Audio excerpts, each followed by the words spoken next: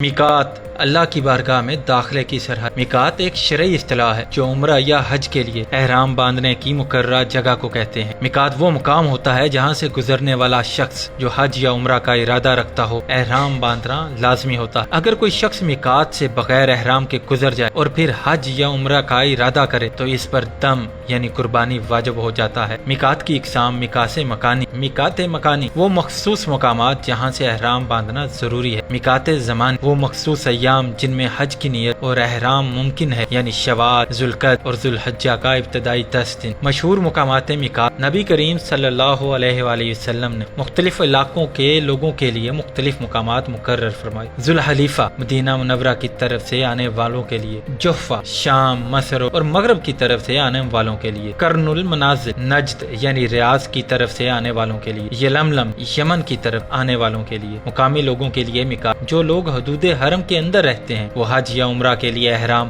اپنی رہائش گاہ سے ہی باندھ سکتے ہیں۔ عمرہ کے لیے حرم کی حدود سے باہر جا کر احرام باندھتے ہیں، جیسے کہ مسجد عائشہ۔